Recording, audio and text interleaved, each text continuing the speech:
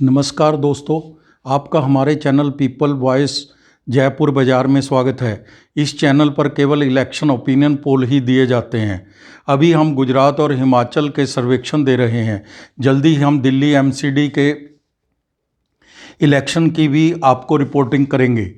इसलिए अगर आपकी राजनीति में थोड़ी बहुत भी रुचि है तो हम आपको नवीनतम रिपोर्ट देते रहेंगे। नवीनतम जानकारी पाने के लिए आप हमारे चैनल को सब्सक्राइब कर लें, बेल आइकॉन दबा दें ताकि आपको हमारे नए वीडियोस का नोटिफिकेशन मिलता रहे। आज हम केवल गुजरात के 2 इलेक्शन सर्वे पर बात करेंगे। पहला जयपुर बाज़ार द्वारा किया गया है, जिसका हम डिस्ट्रिक्ट वाइज पोजीशन बताएंगे तथा कौन सी पार्टी कितनी सीट ले सकती है, यह कल शाम तक की रिपोर्ट देंगे। दूसरा सर्वेक्षण हम क्षेत्रवार देंगे, जो हमारे सहयोगी संस्था दी न्यूज़ पेपर ने किया है। उसकी भी फाइनल रिपोर्ट हम बाद में देंगे। आज सट्टा बाज़ार के अभी तक के भाव हमें नहीं मिले हैं, इसलिए आज हम सट्टा बाज़ार के नवीनतम भाव आपको नहीं दे पाएंगे। चलिए गुजरात इलेक्शन पर हम सर्वे जो जयपुर बाज़ार ने किया है उसको पढ़ते हैं। टोटल दोस्तों 182 सीटें गुजरात में और 92 सीट वाला सरकार बनाने के में कामयाब हो जाएगा। यहाँ पर 3 पार्टियाँ मेनली इलेक्शन लड़ रही हैं। पहली पार्टी है बीजेपी, जो पिछले 27 साल से यहाँ पर राज कर रही है। दूसरी कांग्रेस पार्टी है, जो 2017 के अंदर जिसका 41% वोट था, और ऐसा कहा जाता है कि अगर कांग्रेस कहीं पे भी इस समय मजबूत है तो वो सिर्फ गुजरात में है, क्योंकि गुजरात के अंदर उसका संगठन हर डिस्ट्रिक्ट, हर शहर, हर गांव के अंदर मौजूद है और बिना लीडरशिप के भी, लोकल लीडरशिप के साथ भी वह लड़ता हुआ दिखाई देता है। और तीसरी एक पार्टी और जो एंटर की है, पहले 2 ही पार्टियों में होता था, तीसरी पार्टी जो इस बार एंटर की है वो है आम आदमी पार्टी। हम देखते हैं कि क्या केजरीवाल जी की पार्टी पंजाब, दिल्ली और पंजाब के बाद गुजरात में भी अपनी सफलता दोहरा पाएगी, या उसका किसको नुकसान होगा, कांग्रेस को होगा या बीजेपी को होगा, या उसकी सभी बातें हवाई ही हैं। ये सब हम देखने के लिए अभी आपको देते हैं कि उन्होंने अपना, आम आदमी पार्टी बहुत अग्रेसिव है चुनाव प्रचार में। उसने अपना ओबीसी चेहरा दिया है, मिस्टर गढ़वी, जो चीफ मिनिस्टर के लिए लड़े, जिसकी लीडरशिप में, चीफ मिनिस्टरशिप की लीडरशिप में वो लड़ रहे हैं। तो दोस्तों अब हम सर्वे को पढ़ते हैं। सबसे पहले हम बात करेंगे भरूच की।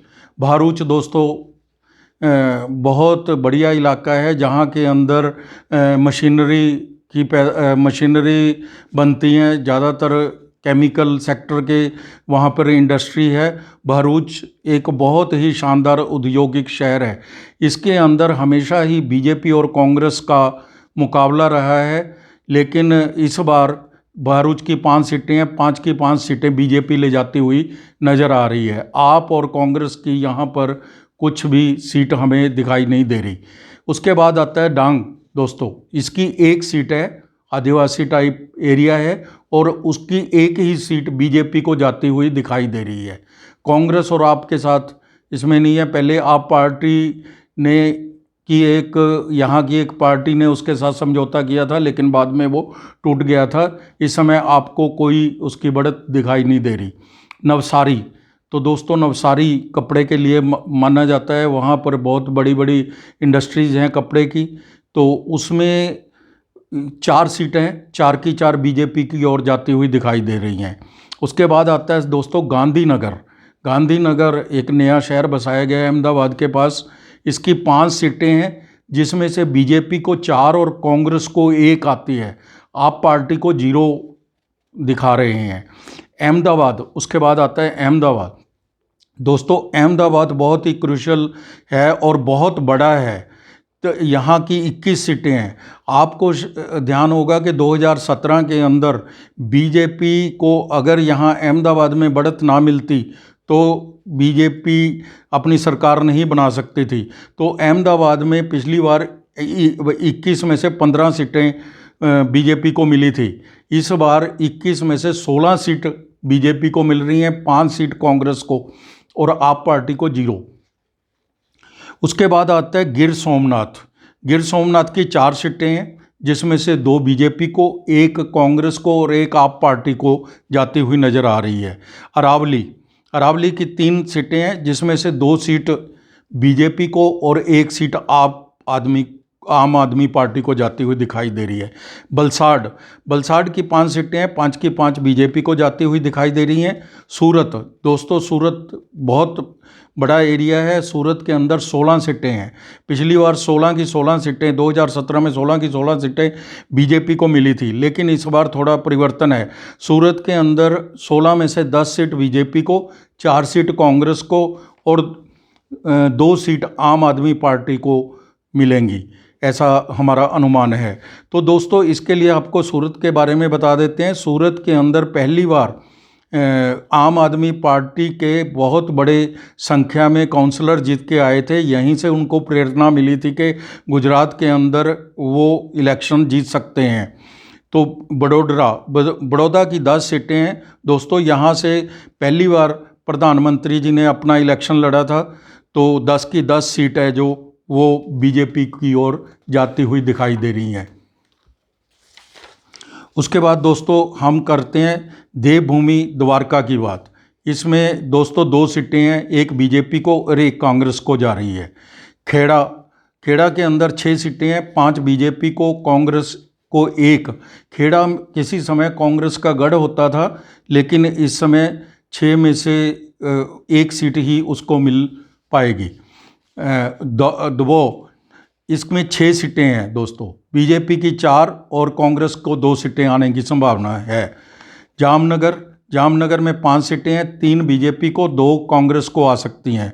जूनागढ़ की 5 सीटें हैं, जिसमें से 4 बीजेपी को और 1 कांग्रेस को आ सकती है। अमरेली की 5 सीटें हैं, जिसमें से 4 सीट बीजेपी को और 1 सीट कांग्रेस को आ सकती है। इसके बाद से दोस्तों महिसागर है, जिसमें 3 सीटें हैं, 2 सीट बीजेपी को और 1 सीट कांग्रेस को आ सकती है। उसके बाद आनंद में 7 सीटें हैं, जिसमें से 3 सीटें बीजेपी को, कांग्रेस को 3 और 1 सीट आप आदमी को भी मिल सकती है। पोरबंदर की 2 सीटें हैं, 2 की 2 सीटें बीजेपी की ओर जाती हुई दिखाई दे रही हैं। अब हम बात करते हैं दोस्तों कच्छ की। कच्छ का इलाका रेगिस्तान का इलाका है। यहाँ बहुत गर्मी होती है, बहुत आंधियाँ चलती हैं और शाम को ठंडा हो जाता है मौसम। तो यहाँ पर कच्छ के अंदर 6 सीटें हैं, 6 में से बीजेपी 4 और कांग्रेस 2 लेते हुए आप आदमी का कच्छ के अंदर कोई नज़र नहीं आ रहा। वोटें तो लेंगे वो, लेकिन उतनी परसेंटेज नहीं है कि वो सीट में कन्वर्ट हो सके। तो मेहसाना की आगे दोस्तों प्लेन इलाका है, 7 सीटें हैं, जिसमें से 5 बीजेपी और 2 कांग्रेस लेगी। पंचमहल 5 सीटें हैं, 3 बीजेपी 2 कांग्रेस।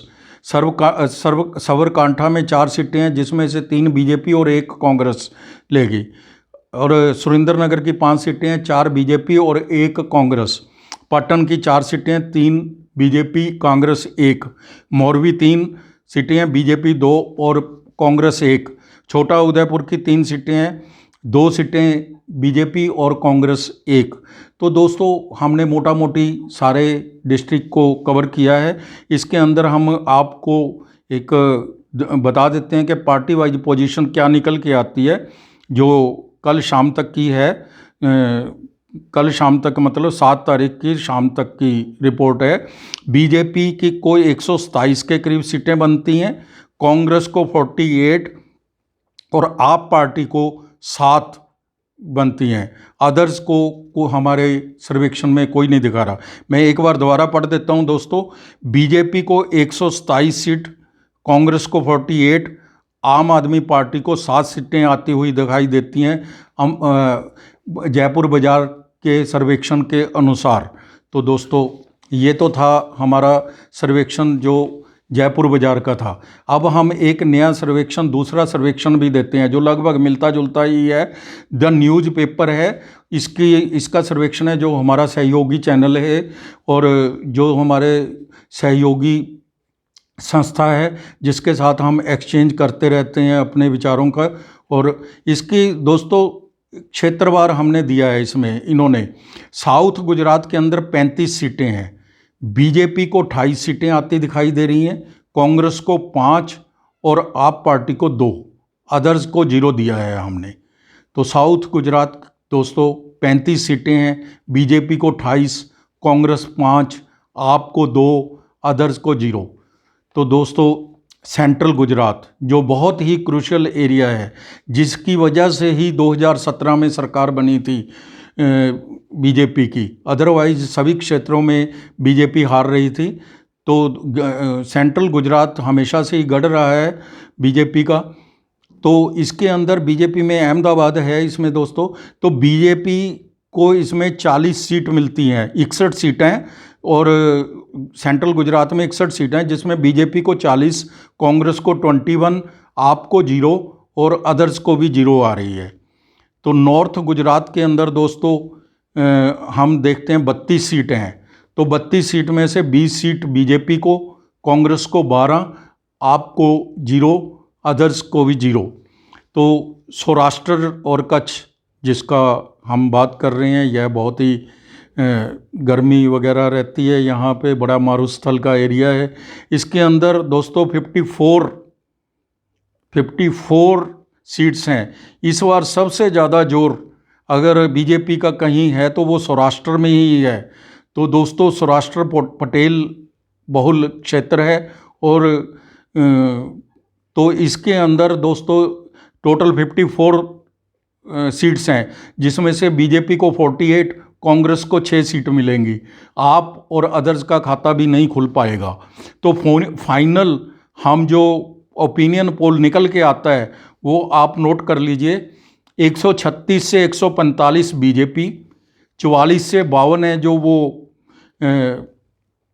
44 टू 52 सीट्स हैं जो वो कांग्रेस लेगी, और 0 से 02 है जो वो अपना आप आदमी को दिखती है, ऐसा है। इस बार दोस्तों आम आदमी पार्टी पहली बार इलेक्शन लड़ रही है, तो इसका हो सकता है कि कोई सीटें ज़्यादा ना आए, लेकिन यह 9 से 10%, 11% तक अपना वोट बढ़ा सकती है। और इसने अपना ओबीसी चेहरा जो चीफ मिनिस्टर का दिया है, मिस्टर गढ़वी, वो भी एक प्रख्यात पत्रकार हैं, और उनका भी ओबीसी समाज में अच्छा सम्मान है।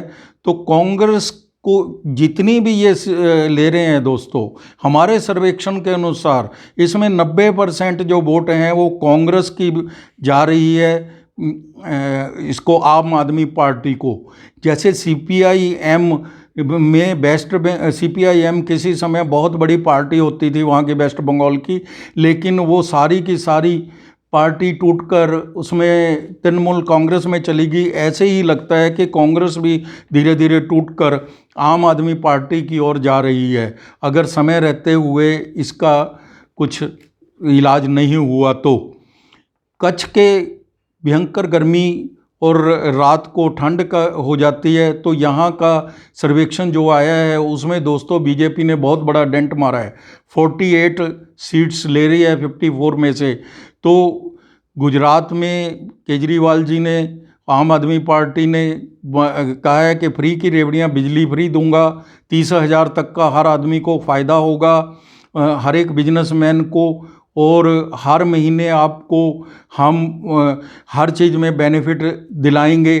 तो ये सारी बातें करने के बाद इस बार सभी ऐसा ही कह रहे हैं। कांग्रेस ने भी 3 सिलेंडर मुफ्त देने की बात कही है, और बीजेपी ने भी पिटारा खोल दिया है मुफ्त की चीज़ों का। इसके अलावा दौरे हो रहे हैं, तो ये चेंज भी हो सकती है। अभी तक कोई भी पार्टी ने, आम आदमी पार्टी को छोड़कर किसी ने भी अपने कैंडिडेट डिक्लेयर नहीं किए हैं। 1 तारीख और 5 तारीख को इलेक्शन होना है, तो ये बदलता रह सकता है। तो हम आपको नवीनतम जानकारी हर रोज़ के एक बुलेटिन में देंगे, तो आप हमारे साथ बने रहिए। फिर हम आपको बता देते हैं कि जो द न्यूज़पेपर का फाइनल ओपिनियन है वो है 136 टू 145 बीजेपी, 44 टू 52 कांग्रेस, और 002 तक है वो आम आदमी पार्टी ले जा रही है। तो दोस्तों, आपको ये हमारे सर्वेक्षण कैसे लगते हैं, इसके ऊपर आप हमें कमेंट्स कीजिए और हम आपको नई नई रोज़ न्यूज़ लाते रहेंगे। जल्दी ही हम दिल्ली एमसीडी का भी सर्वेक्षण करेंगे। उसके बाद आपको एग्जिट पोल में भी आपको रियल पोजीशन बताएंगे जो इलेक्शन होने के एकदम बाद आएगा। तो दोस्तों, धन्यवाद, थैंक यू।